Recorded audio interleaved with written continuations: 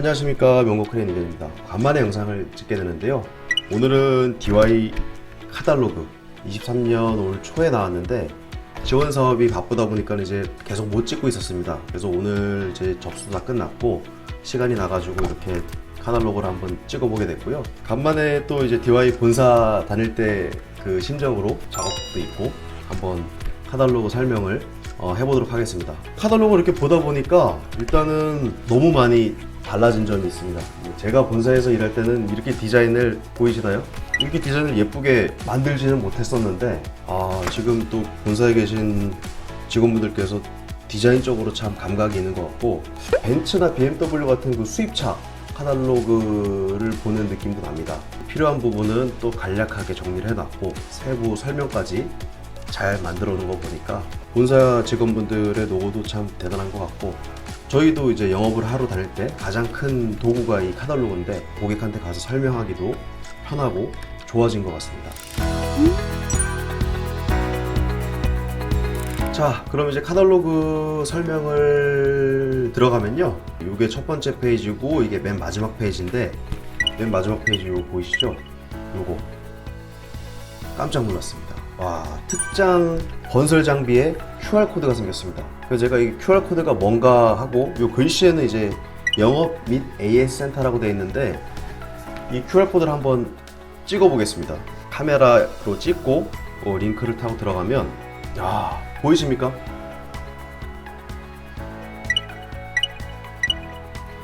지역별 서비스 센터 안내입니다. 지역별 서비스 센터 영업 지점, 전국에 있는 DY에 대한 그 서비스 센터와 지점에 대해서, 그리고 뿐만 아니라 다른 장비, 또 저희 이제 홈페이지처럼 DY에 대해서 이제 설명을 할 수 있는 여러 가지 이제 사이트가 이제 업데이트될 예정인데, 일단은 이런 생각을 했다는 것 자체도 좀 신박하고, 신규 고객들, 그리고 또 이제 저희가 DY에 대해서 궁금한데 어디 옆에 물어보기에는 조금 부끄럽거나 아니면 남한테 소개받기도 좀 어려울 때 이렇게 카탈로그에 하나 찍어보는 것만으로도 우리 지역에 어떤 딜러가 있구나, 어떤 대리점이 있구나, 어떤 센터가 있구나 라고 확인할 수도 있고, 또 간혹 저희가 저희 지역에서만 일하지 않습니다.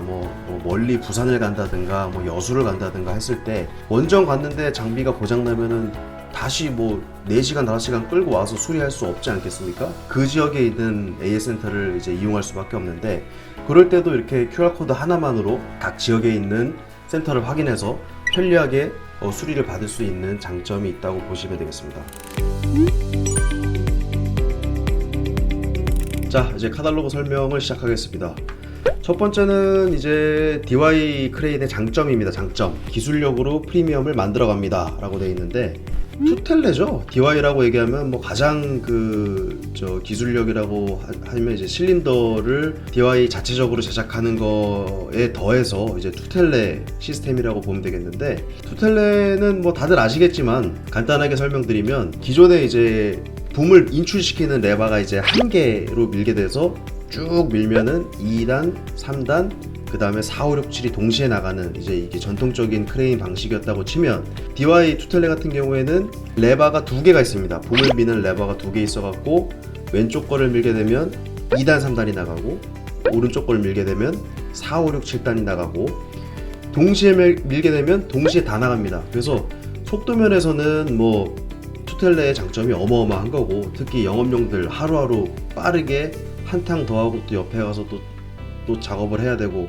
하는 영업용들 입장에서는 이 투텔레를 선호할 수밖에 없었습니다. 지금껏 이제 투텔레는 많이 이제 사용하고 있고, 앞으로 개발하는 모든 장비에도 투텔레가 적용되어서 나오기 때문에 이 부분만큼은 최고라고 생각을 합니다.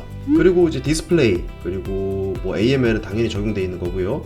컴팩트 슬림링, 이건 이제 요즘에 장비들이 전기 장치도 많이 쓰고, 전자 악셀 같은 경우도 전자선이 기본 3가닥, 대우차는 6가닥, 상부로 올라가야 되는 배선이 워낙 많아졌는데, 그런 부분을 이제 안정적으로 쓰기 위해서는 이 슬림링이 중요합니다. 그래서 요즘 나오는 장비들은 이 배선의 가닥수가 16가닥이나 돼서 고객들이 장비뿐만 아니라 여러 가지 액세서리를 쓸 때 불편함이 없도록 이 슬림링을 개발을 해서 적극적으로 이제 대응을 했고요. 또 이 슬림링이 고장이 나면 안 됩니다. 이게 고장이 나면 이제 컬럼을 드러내야 되기 때문에 배보다 배꼽이 더 큰 작업이 되기 때문에, 그래서 이 내구성도 중요한 그 부품이거든요. 그 컴팩트한 슬림링을 안정적으로 개발해서 공급하고 있다라는 것도 굉장히 큰 장점입니다.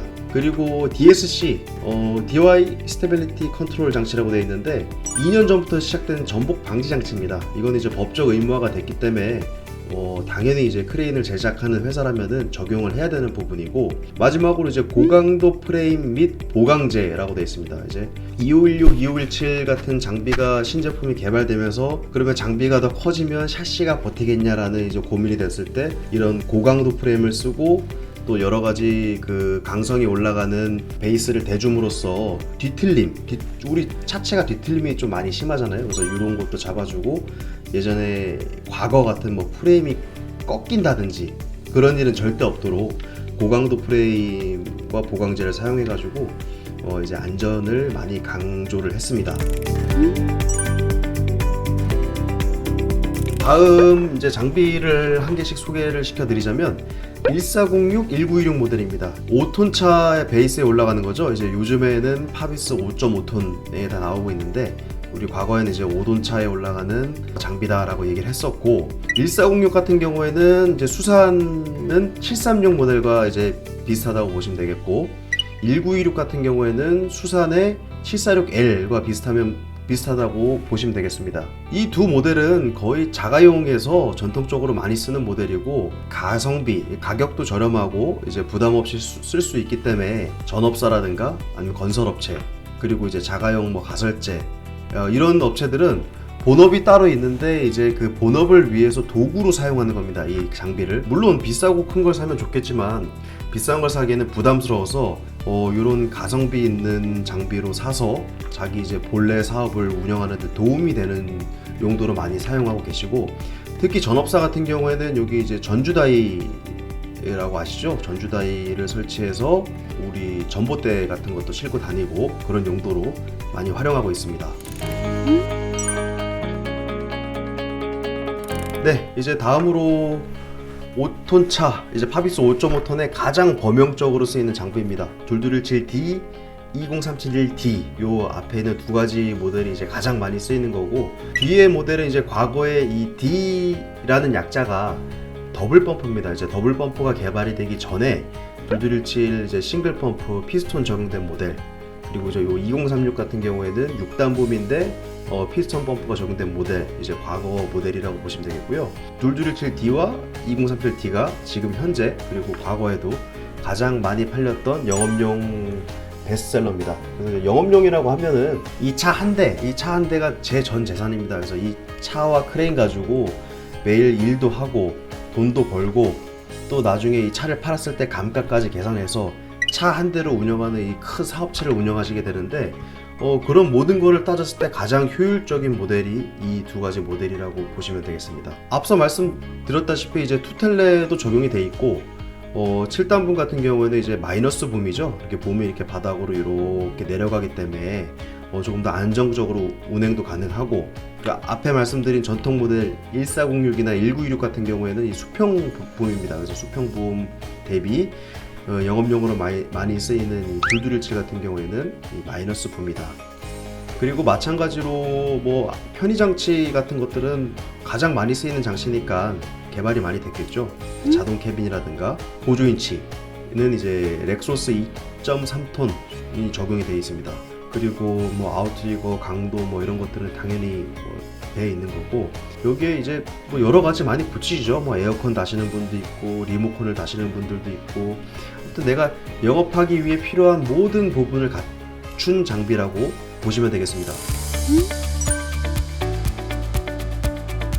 요즘에 가장 뜨고 있는 이제 2516, 2517 모델입니다. 일단은 이 모델이 개발된 배경은 뭐 아시겠지만 파비스 6곱하기4 밸류 이제 차량이 개발되면서 뭐 거의 모든 장비는 베이스가 이제 차량이기 때문에 이 트럭이 개발이 되면 그거에 맞춰서 이제 최적화된 장비를 개발하는 순서로 가게 되는데, 파비스 밸류라는 차가 처음 나왔을 때 가장 큰 장점은 그거였어요. 짧다는 거. 왜냐면 이 차를 지금 보시면 아시겠지만 앞 타이어가 315, 우리 그 25톤에 들어가는 큰 타이어고 뒤에도 큽니다. 그래서 실질적으로 이 베이스 타이어 뭐 스프링만 보면 과거에 9.5톤 이상 대형급 차량이라고 보시면 돼요. 근데 이제 9.5톤, 11.5톤 차량 같은 경우에는 적재함이 무지하게 길었습니다. 9.1m 이상 길었기 때문에 그런 곳에 필요한 장비를 올리면은 좋겠지만, 우리 영업용 하시는 분들은 이제 좁은 골목이나 이런 그 좁은 지역을 많이 다녀야 되기 때문에 또 대형차는 적합하지 않았어요. 근데 이렇게 차도 짧으면서 이 압축이 이제 고화중으로 나온 차가 개발되다 보니까, 야, 이거 크레인 여기다 올리면은 히트 치겠다 라는 생각으로 개발을 하게 됐고, 이때 이제 제가 이 전 모델이죠, 2507이 있을 때 제가 이제 본사에서 막 개발회의도 참여하고 진행을 했었는데, 그 2507 모델이 한 약 2년에서 3년간 이제 열심히 또 전국에 판매가 됐고, 그거를 이어서 이제 후속작으로 2516, 2517 모델이 탄생하게 됐습니다. 이 모델은 뭐 차에 대해서는 많이 아실 거고, 요즘에 궁금하신 분들은 이제 2516, 2517이 2507 대비 뭐가 바뀌었냐를 많이 궁금해 하실 거예요. 그래서 이제 2507 장비를 이제 모르시는 분들은 제 과거 영상 보시면은 뭐 넥센의 대우차에 올린 것도 있고 현대차에 올린 것도 있고 많기 때문에 그 영상을 보시면 좋겠고, 2507 대비 이제 2517 요거를 이제 설명을 드리자면은 뭐가 바뀌었냐. 가장 큰 거는 대릭 실린더가 이제 붐을 올려주는 역할을 하는 이제 그 힘을 쓰는 가장 중요한 역할인데, 그 2507 전 모델일 경우에는 이 실린더가 붐 밑에 딱 있었습니다. 그래서 붐 밑에서 올려주는 역할을 했고, 그 당시에는 이제 힘은 안정적으로 받쳐주는 역할을 하지만 밑에서 받쳐주다 보니까 전고가 많이 높았어요. 우리 영업용에서 가장 중요한 게 또 전고지 않습니까? 이 차량과 장비에 대한 전고가 높아버리게 되면은 진입할 수 있는 현장이 제한적이에요. 그래서 이 전고를 낮은 크레인을 항상 원했어요. 그래서 그 방법으로, 그러면은 2516, 2517의 컨셉은 이 어깨핀이라고 얘기를 하는데, 이 어깨 쪽, 날개 쪽으로 실린더를 조인트를 해서 전체적인 전고를 낮추자라는 컨셉이 가장 컸습니다. 그래서 가장 큰 차이점은 이 어깨핀을 적용함으로써 전고가 낮아졌다, 이걸 보시면 되겠고요. 두 번째 같은 경우에는 이제 펌프입니다. 펌프. 기존에 2507은 이제 80에 80 기어 펌프를 적용했었는데, 2516, 2517 되면서 75에 75 피스톤으로 바뀌었습니다. 고객들이 아니 기존 거는 80cc인데 왜 신제품은 75cc냐, 오히려 더 안 좋아진 거 아니냐, 이제 이렇게 얘기를 하시는데, 기어 펌프와 피스톤 펌프의 그 기계적 효율을 따지면은 피스톤 펌프 훨씬 높습니다. 그리고 훨씬 더 비싸고, 그리고 아시다시피 스카이에는 이제 다 피스톤 펌프를 적용하고 있고, 거기다 더불어서 기어 펌프가 조금 소음에 대한 그 불만이 많이 있었어요. 그리고 고객들이 기어 펌프 좀 시끄럽다 라고 해서 대안을 찾다 보니 피스톤 펌프가 이제 적용되게 되었습니다. 최소 원가는 100만원 이상 올라갔습니다. 피스톤 펌프를 더블로 적용하게 되면은 원가만 해도 100만원 이상 올라갔을 거고, 결과적으로 제가 이제 소음을 들어보니까 소음은 확실히 줄었습니다. 그래서 개발 컨셉에 잘 맞게 2507의 이제 단점을 잘 보완했다 라고 생각해서 앞으로 이제 영업용 고객들이 대세로 사용하게 될, 그리고 현재 문의가 많습니다. 지금 그 안전투자를 진행하시는 고객들도 2516, 2517에 대해서 그 설명을 해달라, 그리고 제가 방금 말씀드린 2507과의 뭐가 달라졌냐, 뭐가 개선이 됐냐, 이런 거에 대한 문의가 너무 많았고, 또 카탈로그를 제가 찍으면서 이번에 저희 고객도 카탈로그 그 영상 찍을 때 2516, 2517에 대한 좀 설명도 좀 해달라라고 얘기를 해가지고 지금 이렇게 가볍게나마 이렇게 설명을 한번 드린 거고요. 제가 마지막 그 끝까지 설명을 하고 요 재원표를 확대해서 보면서 재원표 보는 법을 한번 설명을 드리겠습니다. 그래서 그때 조금 더 자세하게 어떤 재원인지, 또 이 카탈로그를 볼 때는 어떤 부분을 봐야 되는지 설명을 한번 드리도록 하겠습니다. 그리고 그거 설명 안 드렸네요. 보조인치. 216, 217에는 보조인치가 4톤이 적용됩니다. 4톤. 4톤짜리라고 하면은 저희 예전 25톤 크레인에 올라가는 보조인치 수입이 이제 4톤이었고요. 와이어 파이 수만 14파입니다. 14파이. 지금 이 장비를 구매하시는 분들은 거의 다 메인 인치를 안 쓰려는 계획이에요. 안 쓰고 보조인치 가지고도 모든 작업이 다 가능하기 때문에 빠르고 편하다 라는 평가가 이제 지배적이고요.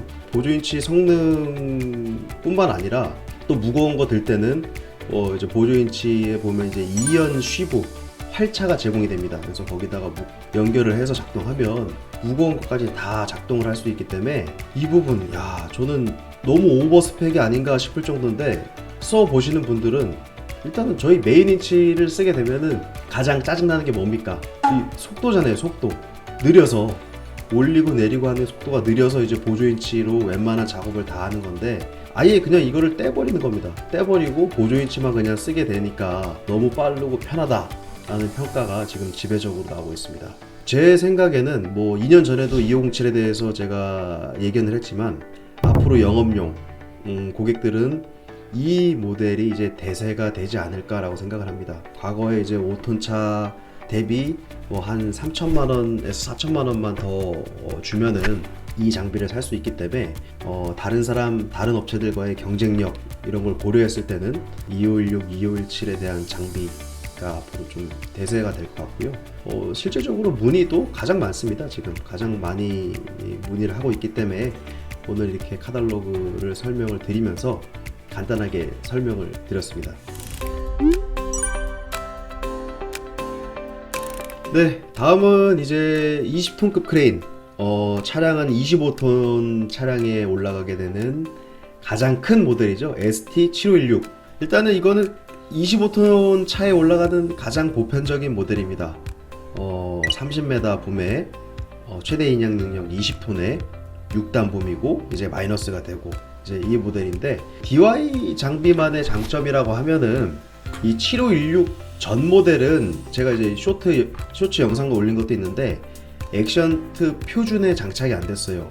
이 장착이 안 된다는 게 이 탑이 높다 보니까 붐을 앞으로 돌려서 숙이면은 이 수평 다운이 안 됐어요. 그래서 그거를 액션트 표준에도 수평 다운이 하기 위해서 개발된 모델이 7516입니다. 7516. 그래서 이 7516은 액션트 표준 모델에도 전방으로 돌렸을 때 수평 다운이 되고, 두 번째 장점은 뭐 당연히 이제 투텔레는 적용이 되어 있는 거고요. 요 승강식 캐빈이 적용되어 있습니다. 이제 승강식 캐빈이 적용되면서 이 숏레바가 적용되다 보니까 저희가 이제 이렇게 작업하는 게 아닌 손 양쪽에 펼쳐놓고 위를 보면서 편하게 작동할 수 있는 이 숏레바 타입이 적용이 되다 보니까 편의성에서 많이 개선이 됐다고 보시면 되겠습니다. 자, 이제 716 20톤 크레인 보다 이제 큰 건 없죠. 근데 이제 제가 이번에 DY 본사 회의 갔다가 엄청난 소식을 들었습니다. 드디어 35.5m 붐이 개발이 됩니다. 너무 오래 기다렸고, 고객들이 이제 붐 긴 거에 대해서 많이 찾으셨는데 드디어 이제 개발이 진행되고 있습니다. 그래서 제가 자세한 얘기는 뭐 말씀을 못 드리지만, 일단은 올해 하반기 정도 되면 이제 프로토 모델이 나오고, 제가 뭐 1호기가 나오게 되면 그때 이제 정확한 사양이나 스펙으로 설명드리는 자리를 한번 갖게 되겠고요. 한 가지 스포를 드리자면 35.5m인데 6단분과 7단분 두 가지로 나뉩니다. 그래서 어떻게 개발될지는 지금 컨셉대로만 잘 개발된다면은 제가 봤을 때는 더할 나위 없이 좋은 제일 큰 상위 클래스 모델이 나올 것 같은데, 개발이 좀 잘 될 수 있도록 그 연구소한테 좀 많이 제가 응원을 하고 왔고요. 요 부분은 이제 신제품이 나오게 되면 제가 영상을 한번 맛깔나게 찍어 보겠습니다. 마지막 순서로 이제 재원표, 우리가 실제로 이 재원표를 제가 봤을 때 잘 보실 줄 아는 분이 없는 것 같아요. 그냥 그 현장에서 감으로 야, 이 정도면 이 정도 들어, 이건 좋아, 저게 나빠, 이 정도만 아시지, 이 재원표를 정확하게 알려면 이제 좀 설명이 필요한 것 같아서 제가 이 재원표, 그리고 이제 부족하다 그러면 우리 그 인증상에 나와 있는 재원표 가지고 또 설명을 잠깐 드려보도록 하겠습니다. 일단은 2516, 2517 관심이 많으니까 이 모델 가지고 한번 설명을 드려볼게요. 최대 인양 능력이라고 있습니다. 이제 이거는 오해하시는 분들이 있는데 24톤을 들 수 있다는 게 아닙니다. 이제 저희가 설계할 때 그 기준이 뭐 어떤 분들은 2m에 여기 돼 있죠. 2m에 12톤, 3m 더 줄어듭니다. 그리고 18m까지 가면 900. 이렇게 크레인 같은 경우는 이제 거리별로 이제 능력이 달라지기 때문에 톤수를 뭐라고 정할 수가 없어요. 능력을 뭐라고 정할 수가 없습니다. 그래서 그 설계의 기준이 되는 능력을 톤메타로 따지거든요. 1m에 24톤. 실제로 24톤을 든다는 게 아닙니다. 근데 이제 처음에 시작하시는 분들이 저한테 이제 모르시고 이제 이런 질문을 하시는데, 24톤을 댄다는 건 아니고 이제 설계상 능력이 이제 24톤 메타다라고 이제 요거는 무시하셔도 됩니다. 근데 이제 전체적인 능력을 판단할 때는 뭐 이걸 보시면 좋겠지만 우리 고객들이 보기에 가장 그 편한 거는 요거죠. 요거 2m의 12톤 이 인양하중 거리표에 나와 있는 전격 하중 거리표에 나와 있는 최대 능력을 보시고 아 이거는 12톤 크레인이다 이제 이렇게 얘기를 하고 소통을 하는 게 통용화 되어 있습니다. 그래서 이건 이제 설계상 능력이기 때문에 무시하셔도 되고 최대 작업 높이입니다. 작업 높이 같은 경우에는 크레인을 올렸을 때 어디까지 올라가냐라고 이제 높이가 되겠고요. 최대 작업 반경 같은 경우에는 수평거리입니다. 수평거리.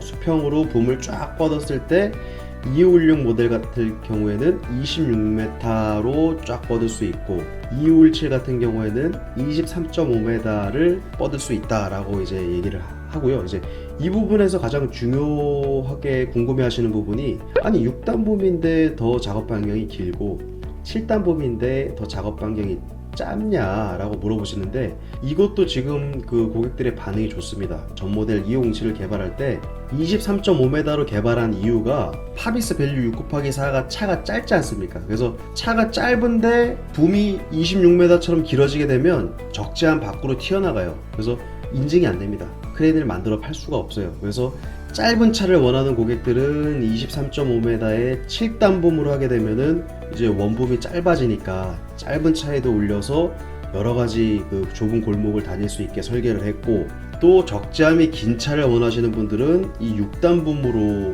이제 설계를 해서 뭐 당연히 붐이야 길면 좋지 않겠습니까? 그래서 6단 붐에 설계할 수 있는 가장 긴 모델인 26m까지 개발할 수 있게 해서 이 둘 중에 하나를 선택할 수 있게 그 컨셉을 잡은 겁니다. 그래서 적재함이 긴 장제물을 실는 고객들은 이제 26m를 선택하시면 되겠고 영업용 좁은 골목을 다니시는 분들은 23.5m인 7단 붐을 선택을 하시면 되겠습니다. 그래서 나와 있죠. 붐 단수는 6단, 7단.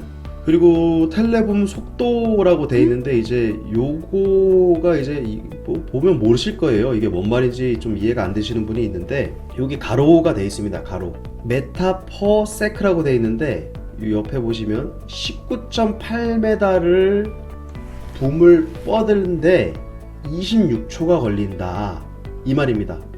19.8m가 인출이 되는데 26초가 걸린다. 그럼 반대로 19.8m를 뽑는데 20초가 걸린다 이러면 인출 속도가 더 빠르겠죠. 반대로 19.8m를 뻗는데 30초가 걸린다 이러면 인출 속도가 느리겠죠. 그래서 이 결국에 속도는 이제 빠른 걸 원하시기 때문에 이제 설계 데이터인데 이제 이런 거를 비교하시면서 뭐 아니면 이제 5톤 차나 작은 장비들을 비교하시면서 217보다 빠르네, 뭐 느리네, 뭐 이렇게 좀 감을 잡으시면 될 것 같습니다. 붐 작동 각도도 마찬가지입니다. 붐 작동 각도도 마이너스 15도면 한 요 정도 이게 수평이면은 마이너스 15도 마이너스 붐이니까 마이너스 15도에서 80도까지 쫙 하고 올라가는데 23초 걸린다는 겁니다. 그래서 마찬가지로 이 숫자가 작아지면 작아질수록 시간이 조금 걸리면 조금 걸릴수록 붐 작동 각도 속도는 빠른 거겠죠. 그리고 이제 이 숫자가 올라갈수록 붐의 그 속도는 늦어지는 겁니다. 그래서 이렇게 보시면 되고요. 인양하중 거리 이거는 뭐 직관적이니까 다들 아실 거예요. 우리가 들 수 있는 능력이 2m에서 12톤 들 수 있고 6.1m에서 5톤 700을 들 수 있고 제일 끝단 붐인 26m 수평으로 26m 거리에서는 500km밖에 못 드는 장비다 이렇게 이해를 하시면 되겠고요. 이게 조금 이제 그 혼선이 생긴 게 전복 방지 장치가 생기면서 혼선이 생겼습니다. 그 예전에는 이제 과부하 방지만 있을 때는 뭐 전방 작업 외에는 옆으로 돌리든 뒤로 작업을 하든 일정하게 이 작업을 할 수 있게 표시가 됐는데 지금 그 AML 컴퓨터 모니터 상에는 전복 방지가 되면서 이 각도에 따라서 내가 옆방향이냐 측방향이냐 뒤방향이냐 전방이냐에 따라서 제원이 확 줄게 되어 있습니다. 그래서 이건 이제 최대 능력이라고 보시면 되고 조건이 뭐 아웃트리거를 들폈다든가 아웃트리거를 다 폈어도 방향이 측방이라든가 이러면은 이거보다 제원이 많이 낮아지게 되어 있습니다. 그래서 이건 안전상의 규정이기 때문에, 전복 방지 장치에 대한 규정이기 때문에 내가 표에서 본 것보다 재원이 많이 안 나오네 라고 생각하시는 분들은 이 전복 방지 안전장치 때문에 재원이 많이 죽어서 표시가 되는구나 라고 생각을 하시면 될 것 같습니다. 그리고 선택 사양은 서브윈치 아까 말씀드렸죠? 4톤짜리가 적용이 되고, 보조 부분 같은 경우에는 아시다시피 이제 틸팅 20도 40도 꺾이는 보조 부분이 적용이 됐고요. DY 캐빈은 이제 많이 알고 계시죠? 전동 캐빈이 적용이 되어 있습니다. 그거 외에 안전장치 과부하, 광과, 경보, 후쿠 이런 부분들은 당연히 안전장치로서 달려 나오는 거고, 이런 부분들이 잘 작동을 해야 나중에 이제 크레인 그 안전검사 갔을 때 문제 없이 이제 2년마다 검사를 잘 받을 수 있으니까요. 이런 안전장치를 이제 해제한다거나 파손한다거나 이제 그러시면 안 되겠습니다. 간단하게 보시면 됩니다. 그래서 이 카탈로그를 만들 때 원래 그 재원표를 보여드리자면, 원래 인증상 재원표를 보여드릴게요.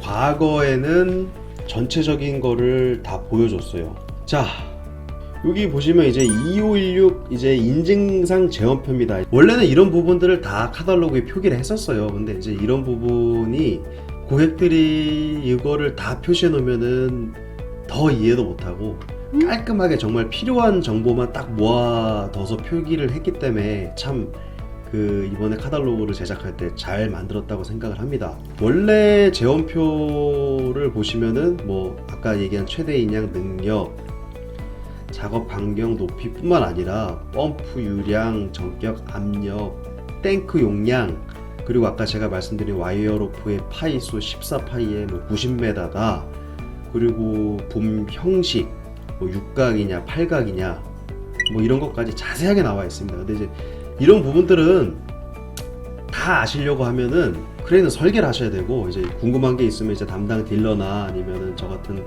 영업소장들한테 물어보면 설명을 해주고, 또 이게 또 나쁜 건 아닙니다. 이런 부분을 잘 알면 내 장비에 대한 재원도 정확하게 알 수 있기 때문에, 제가 이제 나중 관리인 측면에서 내 장비를 잘 알아가는 거는 좋다고 생각을 합니다. 그러니까 이렇게 많은 재원과 이런 표시되어 있는 게 있으니까 이런 부분은 나중에 차차 이제 장비를 사용하시면서 알아가시면 되겠습니다.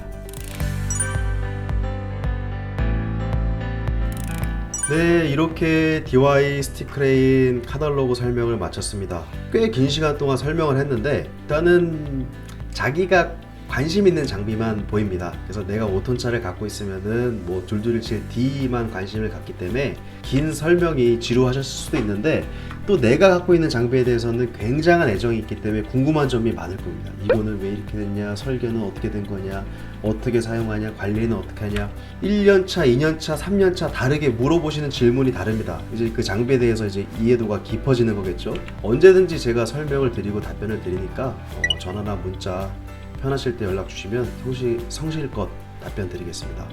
자, 오늘 영상은 이렇게 마무리 짓고요. 오늘도 고생하셨습니다. 항상 안전작업 하시기 바랍니다. 감사합니다.